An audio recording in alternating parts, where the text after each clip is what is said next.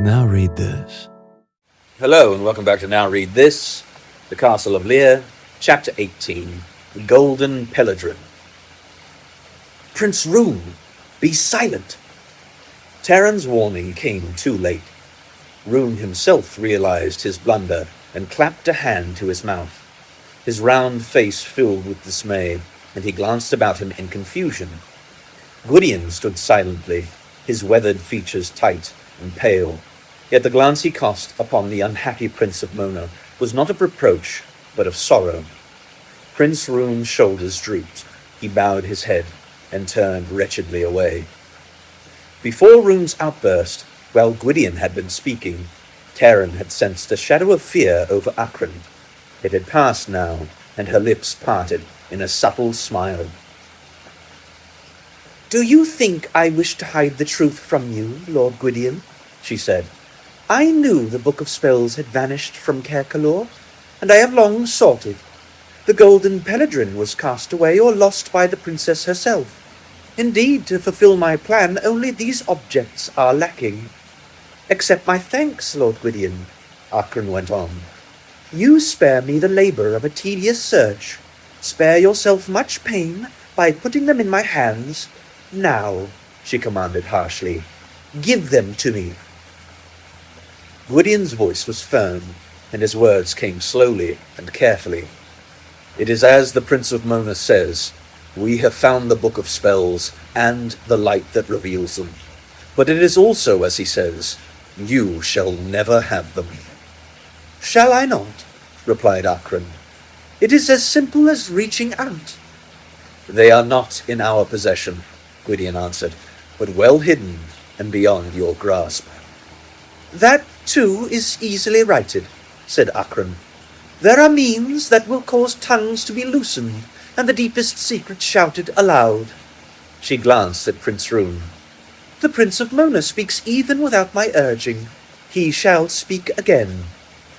Rune blinked and swallowed hard, but he faced Achren stoutly. "If you're thinking about torturing me," he said, "you're welcome to try it.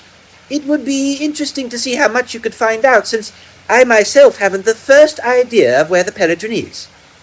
He took a deep breath and shut his eyes tightly. "So there you are. Go ahead." "Give the harper to me, Lady Achren," Mag said eagerly, while Fluda bristled and stared defiantly at him. "He shall sing better to my music than ever he sang with his harp." "Hold your tongue, Chief Steward," Achren snapped. "They shall speak willingly enough before I have done with them." Gwydion's hand went to the hilt of the black sword. "Harm none of my companions. Do so, and I vow to strike you down whatever the cost." "Thus do I vow," Achren flung back. "Seek to defeat me, and the girl shall die." Her voice lowered. "And so we stand, Gwydion, life against life, and death against death. Which shall you choose?" "If they have taken my bauble," said Eilonwy, drawing closer to Achren, "they must return it. It is not fitting for it to remain in the hands of strangers." Terran could not hold back a cry of sorrow at Eilonwy's words. Achren, who had been studying the face of each companion, turned quickly to him. "This does not please you, Assistant Pigkeeper," she murmured. "It pains you to be called stranger by her. It cuts more cruelly than a knife, does it not? Sharper even than the torments of the wretched creature at your feet. She will remain thus, because I so commanded. Yet I could give back her memory of you. Is a golden trinket too high a price, or a book of spells that are meaningless to you?" Achren drew closer to Terran, fixing him with her eyes. Her voice had dropped to a whisper. Her words, seeming to reach him alone, twined around his heart. "What cares an assistant pigkeeper whether I or another hold sway over Prydain? Lord Gwydion himself cannot gain for you what you hold dearest. Indeed, he can bring about only her death, but I can give you her life. Yes, a gift only I can bestow. And more, much more," Achren whispered. "With me, the Princess Eilonwy shall be a queen, but who shall be her king? Would you have me set her free to wed a witless prince?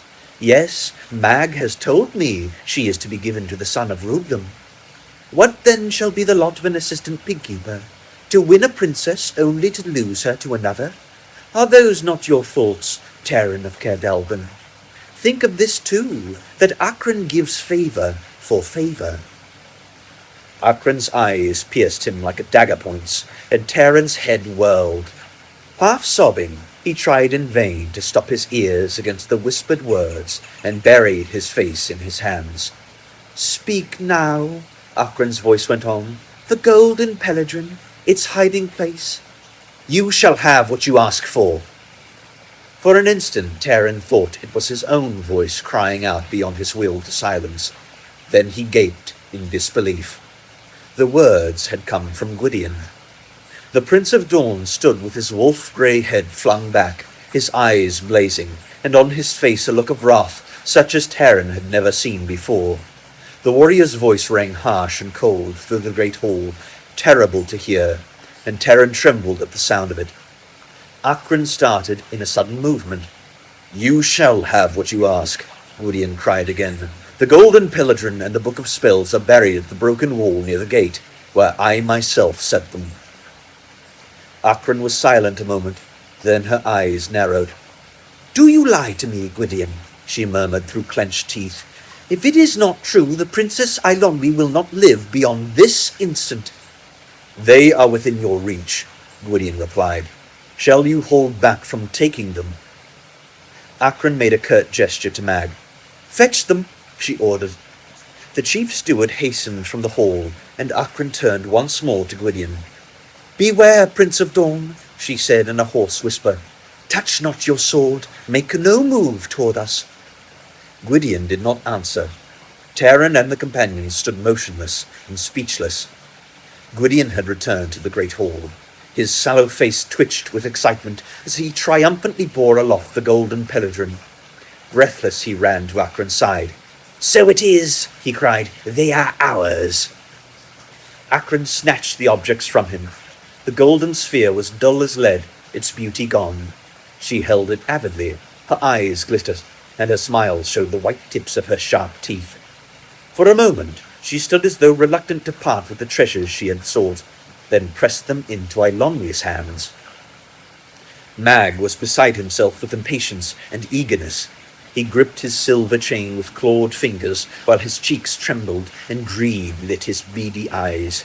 My kingdom, he cried in a tight, high-pitched voice. Mine! It shall be mine! Achren spun and faced him scornfully. Silence! A kingdom-grovelling fool! Be grateful if you are allowed to keep your life! Mag's jaw dropped, and his face turned the colour of mouldy cheese at the import of Achren's words.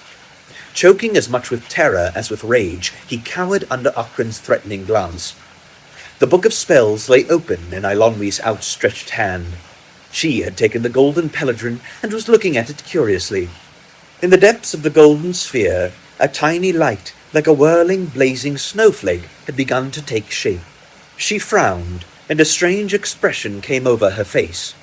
As Terran watched, horror-stricken, Eilonwy shuddered violently, her head flung from one side to the other as though in pain. For an instant, her eyes opened wide, and she appeared about to speak. Her voice was no more than a gasp. Yet in that fleeting moment, it seemed to Terran she had regained some vague memory of herself. Was it his own name she had tried hopelessly to cry out? The girl swayed as if torn between mighty forces that stormed within her. Read out the spells, Achren ordered. Little by little, the light of the golden peladron grew brighter. Throughout the great hall rose a faint, confused whispering, as though the wind had gained tongue, urging, cajoling, commanding. The very stones of Caer Calor seemed to have taken voice. Quickly, quickly, cried Achren. Eilonwy, Terran realized in a surge of hope, was struggling against all that held her. The anguished girl was beyond all threats of Achren, beyond all help from the companions. Then, suddenly, her lonely combat ended. Terran cried out in despair as Eilonwy raised the glowing sphere and in a quick motion brought it close to the empty pages. The golden peladron flared brighter than he had ever seen it, and Taran flung up his hand to shield his eyes. Light flooded the hall.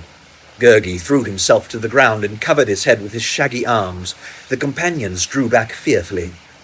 Suddenly, Eilonwy cast the book to the flagstones.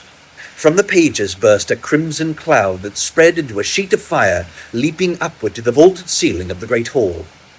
Even as the book of spells consumed itself in its own flames, the blaze did not dwindle, but instead rose ever higher, roaring and crackling, no longer crimson, but blindingly white. The shriveled pages swirled in a fiery whirlwind to dance within the shimmering heat of the flame, and as they did, the whispering voices of Caer Calor groaned in defeat. The scarlet curtains of the alcove blew outward, seized in the writhing column of flame. Now the book had vanished utterly, but still the flames mounted unappeased. Achren was shrieking in rage and frenzy, her face distorted with hopeless fury. Still clutching the golden peladron, Eilonwy crumpled and fell. Hey, you want to buy something? You can check the description for my books and audiobooks. Thank you so much for watching, and don't forget to like and subscribe for more content.